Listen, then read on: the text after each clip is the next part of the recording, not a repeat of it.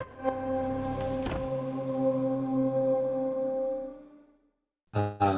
Terry Kenny. I'm, I guess, developer. We're not really big on titles. I guess I'm arts and animation is kind of my thing. So, arts director, I guess. I've decided, guys, I'm an art director. Sounds good. We shall now print up the cards. I'm Lyndon Holland. I am composer, audio director, I suppose you could say. Also writer and designer. I'm Jonathan. I also do design and writing and project management and other bits. Awesome, guys. So where did the idea for this game come from? Cast our minds back 5 years. It was a long time ago. So I think it started out, I think the original idea was that it was going to be a spiritual successor to Virginia. I think that's how it was originally pitched, and there was this ambition to do, from our side, like having done Virginia, which was first person, totally devoid of dialogue, we knew we wanted to do something that would feature dialogue, and we're also really excited about moving from first person to third person so that we could do something interesting in cameras as well. So for storytelling reasons, really. So the dialogue side of things probably a no-brainer. That permits, like, obviously a different nuance and breadth of storytelling, but with the camera side of things, really interested in scripted cameras, cinematography, I guess you could say, and the context of an interactive experience. And so the other part, so there was that side of things, which is kind of the more technical side of things, but there's also this ambition to do like an anthology style, multi-playable character story, something initially inspired by The Twilight Zone and things like that, or another, from another perspective, films like Magnolia. But as time's gone on and 5 years of creative meandering has taken place, I guess it's kind of taken on a sort of variety of influences and yeah. I love asking about where the name came from. Last Stop. When did you guys decide on that as the title for your game? Too late on, actually. It wasn't. It was called Moon Lake for a long time because of the story was set in a completely different location to begin with, and once we changed it to be set in London, Moon Lake didn't make any sense anymore. But we kept that title for the longest time. I think Last Stop came from the connection to the supernatural elements in the game. There's some connection to the subterranean London, and therefore the London Underground, and also, well, how much can I say without spoiling? There's a destination where the story's leading to, which may or may not be a last stop. So, I mean, obviously, can you talk about some of the challenges when making a narrative-driven hand-holding experience is a lot different than like making a battle royale game. Can you talk about some of the challenges that format presents to your team? Yeah, right. A lot of bespoke assets to make, and it's difficult to get a sense of whether anything is working until you have a lot of those things in place.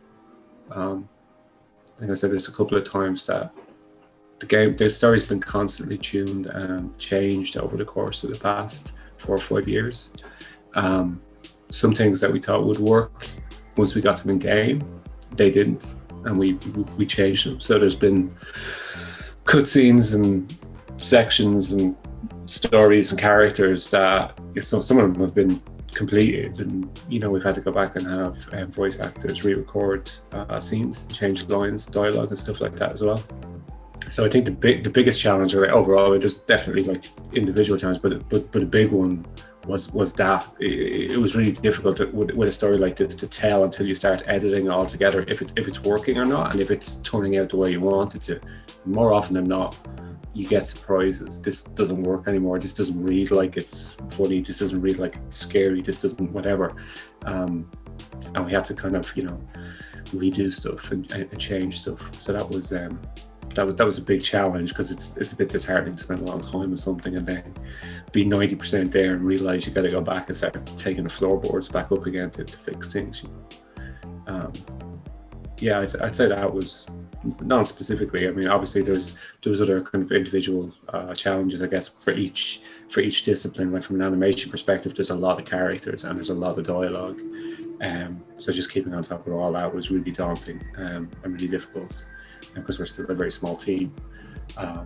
But yeah, from a kind of keeping it narrative and I guess from a story writing point of view, JB and Lyndon are probably better to speak to that. Do you guys? I mean, oh, sorry, go ahead. Oh no, I was going to say. I mean, we're not by no means alone in this, but I suppose one challenge we face just on a practical level is it's a game with like an enormous cast. I think it's like I don't know how many speaking characters there are, but certainly like over 40 characters in the game. And there was throughout this ambition that wherever possible, where there'd be multiple characters, where the characters have dialogue with each other, we'd record the actors together in the same space, which worked great right up until the pandemic. And then I mean, we managed to make it work. We're very fortunate to work with a great audio production company that's been assisting us on this, and they bent over backwards to make a COVID-safe environment where we could carry on doing the recording as close to the way we wanted to. But that certainly made things complicated anyway. But I realise I think everyone's been affected by the pandemic one way or another. It's just a curveball for the way that we were working on this project. Yeah.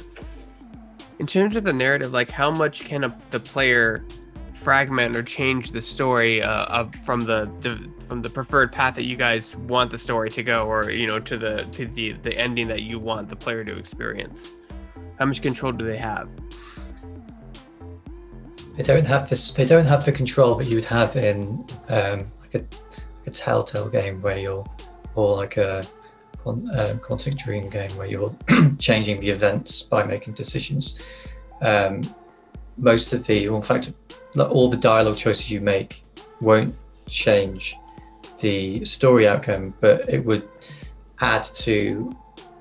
The game might remember things that you say, and so characters might react to conversations later on down the road because of decisions you made.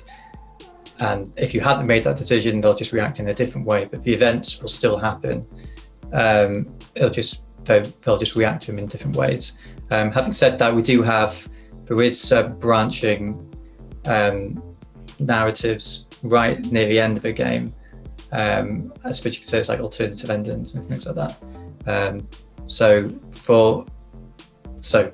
basically a linear story except near the end.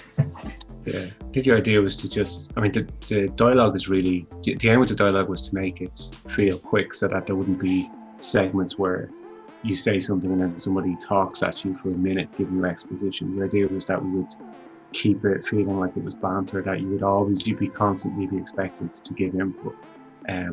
But that input was just a little bit of self-expression and a way for the player to maybe learn a bit more about the character that they're role-playing as. But it's very much that character's journey that you're following.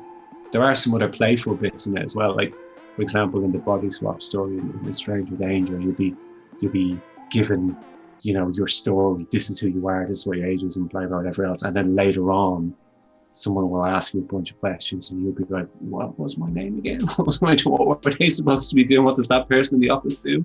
So stuff like that. So we've done kind of playful stuff like that, but it is, as Lyndon said, it's very much until you get to the end and you have a choice about what consequences you want the characters to face. I think it's very much the one particular story that you're seeing. It's funny that you guys mentioned Telltale, because their CEO really wanted to make movies. Did this idea originally start out as like a television series or a film, or was it always first and foremost a video game? I think it was always a video game. I don't think. I don't know that we'd ever.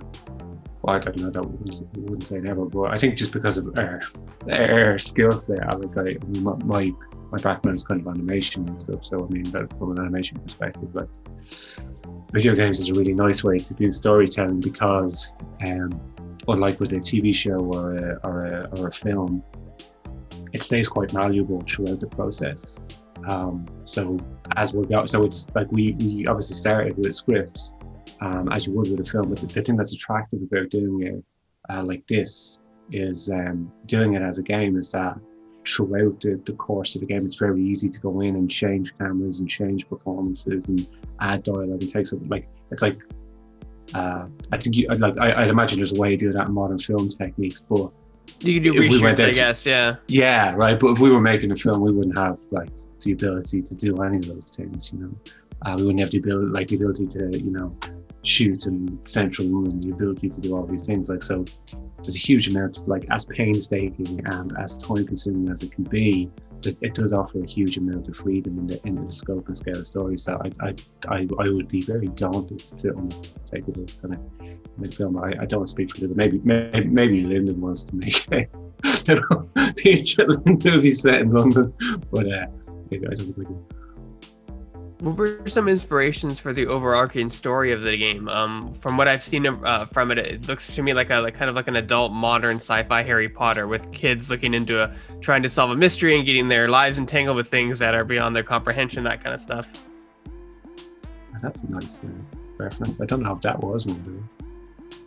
Yeah, I guess maybe. I imagine it's acquired a whole load of like things that seem like when you mentioned Harry Potter, I think just by us locating it in London, it may seem like it was based on a lot of British film references, but I'm not really sure that is the case. I think like in the early stages, I think like I mentioned before, films like Magnolia and Shortcuts, where you have these large ensemble casts or these multiple protagonists, at least structurally, but I think also initially in theme as well, drawn to those sort of stories.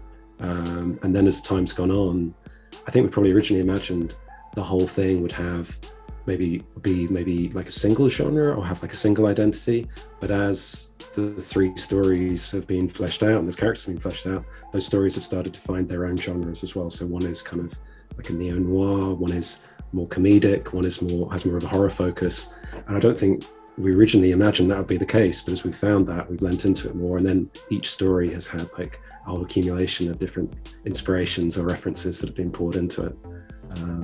Yeah, I think that's the case. And that's awesome, guys. And like, when does your game come out, and what platforms will it be on? Right, yeah, so it comes out in July this year, and it's on a lot of platforms: PlayStation 4, PlayStation 5, Xbox One, Xbox Series, Nintendo Switch, and PC. Were you guys able to? Did you guys do all the ports yourselves, or did you have to outsource that to get it working on the Switch and the Xbox and the PS4 and stuff like that? No, we did it all internally. I should say, like, every credit to our lead programmer, Ed Earl. He has done a Herculean task corralling all the different platforms, with each with their own particular eccentricities and oddities. But every credit to him. We've managed to do it all within variable state. And Nick Preston for doing a lot of the optimization of the artwork, especially on Switch, which was probably the most challenging port to get this game on.